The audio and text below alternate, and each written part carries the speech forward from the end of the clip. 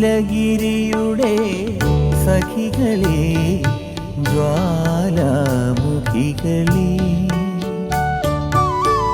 ജ്യോതിർമയ്യ ഉഷസ്സിന് വെള്ളിച്ചാമരം വീശും മേഘങ്ങളെ സുപ്രഭാതം സുപ്രഭാതം സുപ്രഭാതം നീലഗിരിയുടെ സഖികളെ ജ്വാലാമുഖികളെ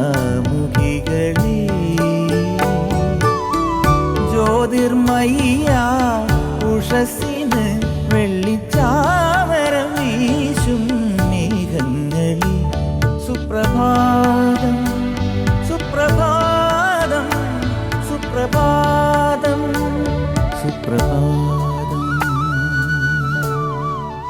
ഇന്നത്തെ എപ്പിസോഡ് ഞാൻ ഹൃദയത്തോട് ചേർത്ത് വയ്ക്കുന്ന ഒരു എപ്പിസോഡായിരിക്കും.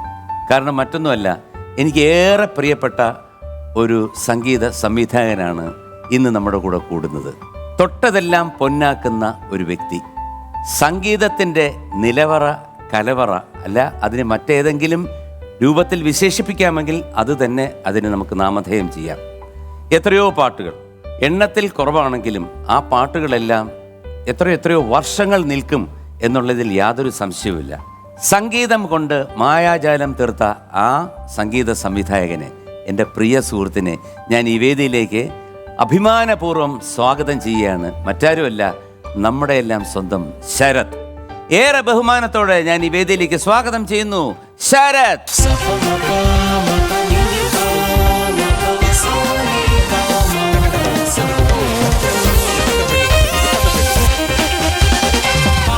ശരത്തെ, നമസ്കാരം. നമസ്കാരം, വണക്കം. വണക്കം എല്ലാം ഉണ്ട്. കാരണം വേറൊന്നുമല്ല, ശരത്ത് വരുന്നു എന്ന് കേട്ടപ്പോൾ എനിക്ക് ഒരുപാട് സന്തോഷമായി. കുറെ സന്തോഷം അണ്ണ. സത്യം പറഞ്ഞാല് അണ്ണനെ ഒരു ഇൻട്രൊഡക്ഷൻ പറഞ്ഞു കേട്ടു, അത് ആർക്കാന്ന് എനിക്ക് മനസ്സിലായില്ല. പിന്നെ എന്റെ പേര് വിളിച്ചപ്പോഴാണ് മനസ്സിലായതൊക്കെ ഞാനാ. സംഗീതം കൊണ്ട് മായാജാലം തീർക്കുന്ന അല്ലേ? ഞാൻ വേറെ ആരെങ്കിലും നല്ല ആരെങ്കിലും വരുമായിരിക്കും. എന്തുകൊണ്ട് വിശേഷം ശരത്തെ? സുഖാണ്. ഇപ്പൊ അണ്ണാച്ചി ഇവിടെ ഉണ്ടെന്നുള്ളപ്പോൾ തന്നെ വിളിച്ചപ്പോൾ തന്നെ ഞാൻ പിന്നെ എനിക്ക് നോ പറയാൻ പറ്റത്തില്ല. അപ്പോൾ അത് അണ്ണാച്ചിയുടെ കുടുംബമായിട്ട് മൊത്തത്തിൽ ഒരു ഭീകര ബന്ധമുള്ളതുകൊണ്ട് എല്ലാവരുമായിട്ടും. അപ്പോൾ അത് ഇങ്ങനൊരു നല്ലൊരു ഷോയ്ക്ക് വിളിച്ചതിന് കുറേ അമൃത ടി വിയോട് ഞാൻ എൻ്റെ നന്ദി ആത്മാർത്ഥമായിട്ട് അറിയിക്കുന്നു. ഇവരെയൊക്കെ അടുത്ത് അവരുടെ പാട്ട് കേൾക്കാനും ഇടപഴകാനും ഉള്ള ഒരു അവസരവും ആണല്ലോ ഇത്. അതിൽ കുറേ സന്തോഷമാണ്. താങ്ക് യു അണ്ണാച്ചി. താങ്ക് യു അണ്ണാച്ചി. Thank you very much. നന്ദി, വണക്കം.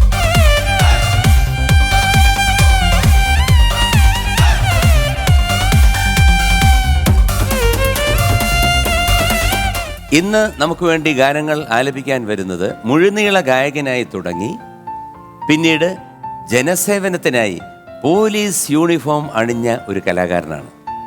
ഇപ്പോഴും സംഗീതം തെല്ലിട ചോരാതെ നിയമം നടപ്പിൽ വരുത്തുന്ന ഒരു കണിശക്കാരൻ. സ്നേഹത്തോടെ ഞാൻ സ്വാഗതം ചെയ്യുന്നു ജ്യോതികുട്ടൻ ഫ്രം ചേർത്തല.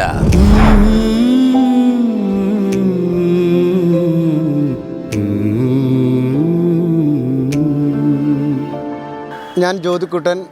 എനിക്കിപ്പോൾ 50 വയസ്സാകുന്നു. ആലപ്പുഴ ജില്ലയിൽ ചേർത്തലയിലാണ് എൻ്റെ വീട്. ഏകദേശം 18 വയസ്സ് മുതൽ 1991 മുതൽ ഞാൻ ഈ പ്രൊഫഷണൽ ഗാനമേള രംഗത്തുണ്ട്. ആകാശമായവളെ, അകലെ പറന്നവളെ,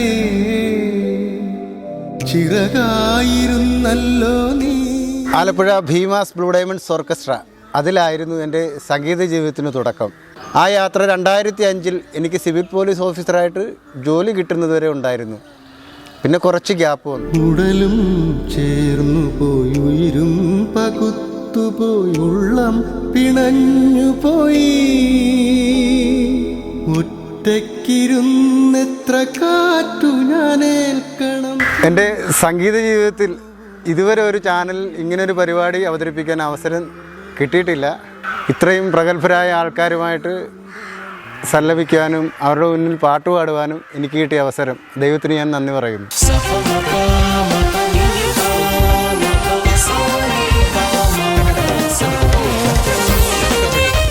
നമസ്കാരം ജ്യോതികുട്ടൻ. നമസ്കാരം സാർ.